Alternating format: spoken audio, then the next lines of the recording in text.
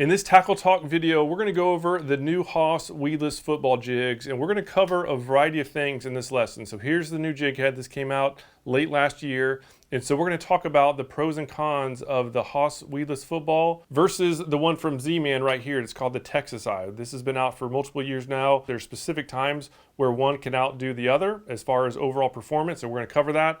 Also, we're going to talk about whether we can use both shrimp profiles and paddle tails for these football style jig heads. And then finally, we're going to talk about rigging.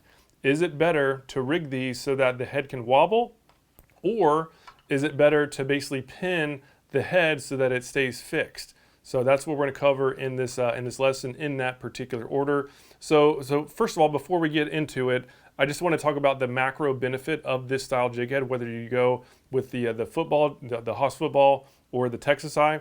The overall benefit is that this style jig head enables you to cover deeper water with structure without getting snagged. Because with a traditional jig head, right, the hook is coming out the top and that hook point is exposed, that's going to have a significantly higher risk of getting snagged than when this hook point is basically flush with the lure, or you can even skin hook it to be even that much more weedless. And given that most of our favorite fish, we're talking about redfish, sea trout, snook, flounder, they like holding near structure, this is a huge benefit, and particularly in the winter months when these fish are actually holding in deeper water. So I personally have been using this style jig head most often lately because, again, it just helps me not have to deal with frustration of getting snagged on the bottom. All right, so now to kick off, the topic one is how do these compare to one another, right? The Texas Eye versus the Haas football. So in general, they both do the same thing. They enable us to cover deeper water with structure, which is a very important thing if we're going after redfish, sea trout, snook, and or flounder.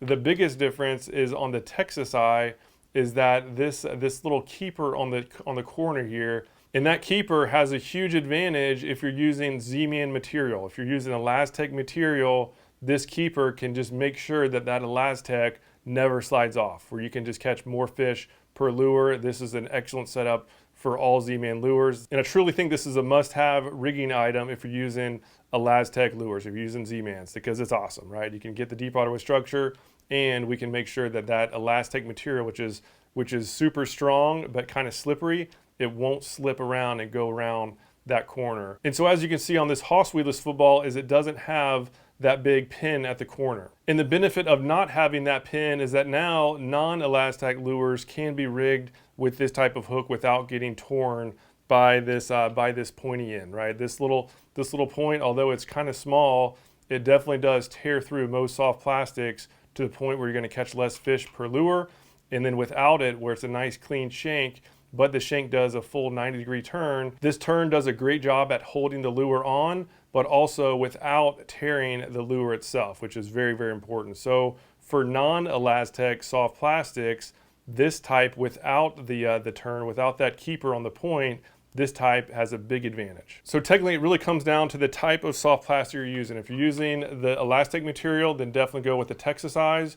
If you're using more traditional soft plastics, that's when I would actually recommend using this style that doesn't have that big point on there. So in general, if you're trying to decide between one or the other, if you're using Elastec material, definitely go with these. And if you're using traditional style soft plastics, then go with the Haas Weedless footballs. So topic number two is, can we use this style jig head for paddle tails as well as shrimp lures? And now we're talking about this Haas football, because this football is a unique shape.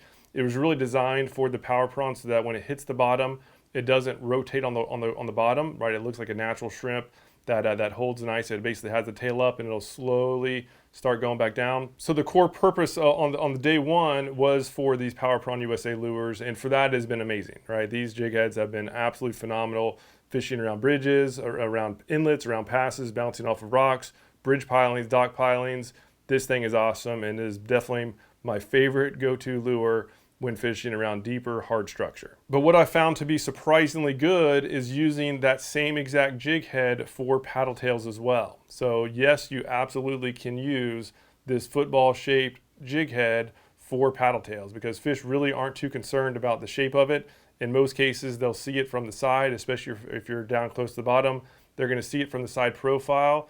And now we can use a bigger weight without having a big old huge head that is abnormally big. And then when they're following, they of course all they can see is this tail flapping. So now when I'm using like the new Mulligan as shown here, or other products that we've had in the past, I'm now using the same Weedless Football Jig Head that was designed for the power prawns for the paddle tails, and it's been working great. And so lastly, another question that I've seen come up is, how do we rig it? Do we rig it so that this head can wobble, where we actually leave some space in between the top of the lure and the weight? Or do we do it so that this head is fixed on here? And so my personal preference is to do it where we pin the head up against the lure so that it's not wobbling. This type of rigging has two big advantages. Let me get these out of the way so we can look at this in more detail.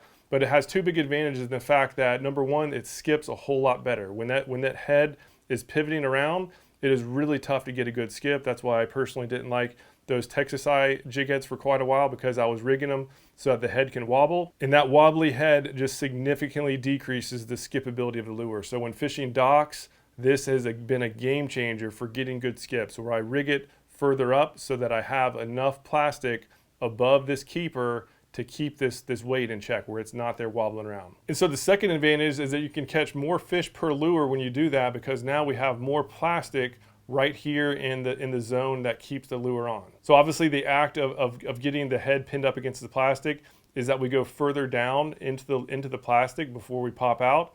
And that's going to be, again, more fish that we can catch before this tears. So here's a different one, right? Same lure, same jig head, but we rigged it so that the plastic doesn't go up to the weight. And as you can see, right, this head now wobbles, which is kind of cool, but it now just has a form, a silhouette that doesn't look natural, right? No shrimp looks like that. A shrimp will have a nice fixed look. So I personally, right, if a smart fish is going to like this one on the right more so than one on the left. And as far as longevity, right now we only have this tiny bit of plastic that is keeping the front part on the hook. And so clearly this is not going to last nearly as long as this, right? We have over 2 times as much plastic that is preventing that shrimp from coming down. So in my opinion, this style on the right, where you actually pin the weight up against the plastic, it's going to look more natural to the bigger, smarter fish, and you're going to be able to catch more fish per lure. And if you are wondering about sizing too, so these do come in multiple size hooks. Basically for anything under 4 inches, the 3/0 is best, and anything over 4 inches, go 4/0 or bigger. I'll have a size chart down below. As I mentioned before with paddle tails, I now just absolutely love these jig heads. And with this 4-inch Mulligan, I use the 4/0 hook, right? Whether I'm going a 1/4 ounce or even a 1/2 ounce for some deeper water, I use the 4/0 hook. And where I've been using the 3/0 has been this. This is the Power Prawn USA Junior. This is a 3.5-inch soft plastic, so this 3/0 fits it perfectly. And basically these two lures right here have been my go-to, and really especially for dock fishing or bouncing during the winter times around hard structure. These things have been awesome. So highly recommend giving them a shot if you haven't already. And for those of you who are using Z-Mans, we have a lot of these in stock as well, right? These Texas Eyes, they're awesome for soft plastics from Z-Man. That elastic material is just so strong and so good for these hooks. If you're using the other types of plastics though, this style from the Haas Weedless Football is the way to go. So as mentioned before, all this stuff is on fishstrong.com. And as always, Insider Club members get 20% off of all of this tackle. So click down below if you want to give those a shot. If you have any questions about these items, please don't hesitate to reach out. Just use the comment feed down below. I'd love to help answer any questions you might have. And if you have any other products that you'd like us to do a tackle talk video on, leave that down there as well, because we're going to choose future topics based on the recommendations from you. So thanks so much for watching. We hope to see you again soon.